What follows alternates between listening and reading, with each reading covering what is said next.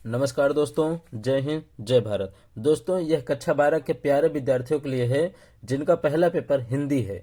UP board का exam बहुत ही नजदीक आ चुका है, जिसके देखते हुए हमने जीवन परिचय, एक कवि हैं जयशंकर प्रसाद जी, कुछ इस तरह से आपके एग्जाम में आता है। निम्नलिखित में किसी एक कवि का साहित्यिक परिचय देते हुए उनकी प्रमुख कविताओं का उल्लेख कीजिए। अधिकतम शब्द सीमा 80 शब्द लिखना है। आप 80 लिखिए, 90 लिखिए, 75 लिखिए, 100 लिख दीजिए, कोई दिक्कत नहीं है। ज्यादा लिखेंगे तो भी ठीक है, और 80 तो कम से कम होना ही चाहिए, ज्यादा से ज्यादा। तो 3+2 नंबर आपको मिल लेंगे इसमें, 3×2 5 नंबर। चलिए समझते हैं। 3 नंबर मतलब इनकी व्याख्या टोटल रहेगी, और 2 नंबर जो रहेगा इनकी कृतियां, रचनाएं, उपन्यास, ये सब लिखने पे। चलिए दोस्तों, हम समझते हैं जयशंकर प्रसाद जी के जीवन के बारे में। और उनका जीवन परिचय कुछ इस तरह से है। आप ऐसे बढ़िया से हेडिंग बना देंगे, फिर जीवन परिचय हेडिंग डालेंगे। यहाँ मत लिखिएगा जयशंकर प्रसाद जी का जीवन परिचय, लिख देंगे तो भी चलेगा, लेकिन थोड़ा अच्छे से। अब जीवन परिचय जब हेडिंग हो जाएगी, थोड़ा इसको अंडरलाइन कर लीजिएगा, ठीक है। काले पेन से इसको अंडरलाइन कर दीजिएगा। ये आपकी हेडिंग बन के तैयार है। अब हम लोग इनके बारे में समझते हैं जयशंकर प्रसाद जी के। तो यहाँ मैं हाईलाइटर की यूज जानकर कर रहा हूँ थोड़ा, ताकि आपको डिफरेंट दिखे, लेकिन आपको बोर्ड के एग्जाम में हाईलाइटर का यूज नहीं करना है, ना ही वाइट मार्कर का, ठीक है ना, वाइटनर का। चलिए अब हम समझते हैं। जयशंकर प्रसाद जी का जन्म सन 1889 ईस्वी, ध्यान समझते जाइएगा, 1889 यानी इनका जन्म आप याद कर लीजिए। 1889 ईस्वी में काशी के एक प्रतिष्ठित वैश्य परिवार में हुआ था। इनके पिता का नाम देवी प्रसाद तथा माता का नाम मुन्नी देवी था। अभी देवी प्रसाद इनका पिता का नाम लिखा है ना, इसको चाहे ब्लैक पेन से आप लिख दीजिएगा नाम, चाहे इसको ऐसे इन्वर्टेड कामा या सिंगल कामा के बीच में ऐसे कुछ इस तरह से, चाहे ऐसे आप कर दीजिएगा। ये एग्जामिनर के निगाह में आएगा कि आपने कोई नाम लिया, फिर ब्लैक पेन से नाम लिख दीजिए, कोई दिक्कत नहीं है। माता पिता का नाम आप याद रखिएगा, देवी प्रसाद था और मुन्नी देवी, ठीक है ना।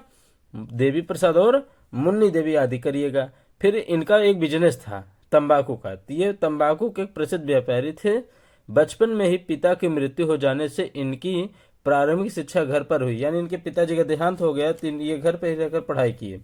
घर पर इन्होंने हिंदी, अंग्रेजी, संस्कृत, उर्दू, फारसी का गहन अध्ययन किया, यानी इतने विषयों का इन्होंने गहन यानी गहराई से बहुत ही लगन साथ अध्ययन किया। ये बड़े हंसमुख तथा सरल स्वभाव के थे, यानी अच्छे खुशमिजाज इंसान थे जयशंकर प्रसाद जी, ठीक है। इनका बचपन सुख से बीता, लेकिन जो इनका बचपन था, बाल्यकाल अवस्था था, सुख से बीता, लेकिन दानशीलता के कारण ये ऋणी हो गए। यानी दानशीलता मतलब दान देना, ये दान देते देते ये क्या हो गए, ऋणी यानी कर्जदार हो गए। अपनी पैतृक संपत्ति का कुछ भाग बेचकर इन्होंने ऋण से छुटकारा पा लिया। यानी जयशंकर प्रसाद जी के जो पिताजी थे, वो संपत्ति बनाए थे। अब संपत्ति इन्होंने क्या किया, बेच दिया। बेचने के बाद अपना कर्ज भरा और कर्ज से क्या हो गए, छुटकारा पा लिए, ठीक है ना। अपनी पैतृक संपत्ति का कुछ भाग बेचकर अपने ऋण से ये छुटकारा पा लिया, या ऋण से मुक्त हो गए। अपने जीवन में इन्होंने काशी व्यवसाय की ओर ध्यान नहीं दिया। परिणाम स्वरूप इनकी आर्थिक स्थिति बिगड़ती गई और चिंताओं ने इनको घेर लिया। यानी बिजनेस यानी व्यापार में ध्यान नहीं दिए, तो जिसकी वजह से इनकी आर्थिक स्थिति बिगड़ती गई और चिंताओं ने इन्हें घेर लिया। प्रेशर जो होता है आज जमाने में, प्रेशर खूब हो रहा है, तो वही है चिंता। यानी चिंता करते करते इनको कई चीजों ने घेर लिया, कई रोग, और इनका शरीर क्षय रोग से जर्जर होता गया, और अंत में इनकी मृत्यु सन 1937 ईस्वी को।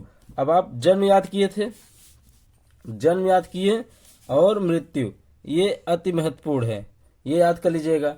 और इनकी उम्र कितने वर्ष में हुई थी, मृत्यु 48 साल की उम्र में हो गई थी, ठीक है, ये याद हो गया। अब इसमें इतने में समझिए पहला नंबर। अभी रचना हम आपको दिखा देते हैं 2 मिनट में, इसमें आप ध्यान दीजिए क्या क्या आपको याद करना है। इनका परिवार कैसा था, प्रतिष्ठित और वैश्य, ठीक है। और इनके पिताजी का नाम और इनकी माता जी का नाम, ठीक है, ये याद हो गया।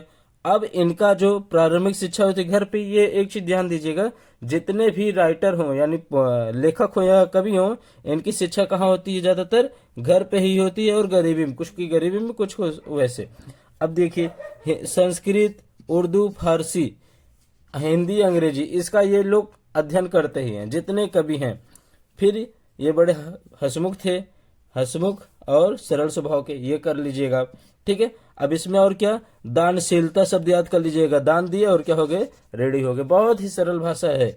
उसके बाद क्या बेचकर, पैतृक संपत्ति बेचकर, ये ऋण से क्या हो गए, छुटकारा पाले यानी मुक्त हो गए। ठीक है, फिर उस काशी व्यवसाय पे ध्यान नहीं दिया। ठीक है, और इसके परिणाम से इनकी आर्थिक स्थिति बिगड़ती गई, चिंताओं ने इन्हें क्या किया, घेर लिया। इनका शरीर क्षय रोग से, ये ज्यादातर जो जितने भी रोग से ग्रसित होकर लेखक या कवि मरते हैं उनका देहांत होता है क्षय रोग से ही होता है, और क्षय रोग से जर्जर हो गए। ठीक है, अंत में इनकी मृत्यु हो गई। ठीक है, इतना, यही सब मेन जो हाईलाइट मैं किया हूं ये आप याद कर लीजिएगा, बहुत ही सरल है। ठीक है, अब चलिए इनकी रचनाओं पे हम चलते हैं। अब रचनाएं समझिए, एकदम सरल भाषा में रहेगा। रचनाएं, जयशंकर प्रसाद जी की प्रमुख कृतियां निम्न प्रकार है या कुछ इस प्रकार हैं। पहला उसमें क्या है, कामायनी, आंसू, झरना, लहर, कहानी, उपन्यास, चंपू और निबंध। अब इसमें आप हेडिंग वाइज समझ लीजिएगा, कामायनी में क्या डिटेल है क्या नहीं है। कामायनी में इसमें मानव को श्रद्धा और मन के माध्यम से हृदय और बुद्धि के समन्वय का संदेश दिया गया है। श्रद्धा और मनुष्य कहाँ, किसके माध्यम से, मनु के माध्यम से, हृदय और बुद्धि, ये याद कर लीजिएगा बस। यह आंसू, यह प्रसाद जी का वियोग वैसे दुख का शब्द है, दुख वाला शब्द काव्य है। ठीक है, इसमें प्रसाद जी का छायावादी कविता संकलित है, किसमें, झरना में। या आप इतना डिटेल ना लिख के उनकी रचना ऐसे से नाम लिख दीजिएगा सीरियल वाइज कामा लगा के। ठीक है, तब भी एकदम आपको बढ़िया से नंबर मिलेगा। अब 80 नंबर उसमें बोला है, लेकिन हमारा ये 80 से कुछ ज्यादा है, लेकिन आप जितना बढ़िया लिखे रहेंगे उतना बढ़िया आपको नंबर मिलेगा। ठीक है, हाईलाइटर का प्रयोग नहीं करना एग्जाम में। यदि यह वीडियो दोस्तों पसंद आया हो तो अपने दोस्तों में शेयर कीजिएगा, और जो भी दिक्कत हो कमेंट के माध्यम से हमें कमेंट कर दीजिएगा, हम इसमें जो भी होगा प्रॉब्लम हम आपको सॉल्व करा देंगे। और यदि वीडियो पसंद आया तो प्लीज चैनल को सब्सक्राइब करके वीडियो को लाइक कर दीजिएगा। चलिए मिलते हैं अगले वीडियो में, तब तक के लिए जय हिंद, जय भारत।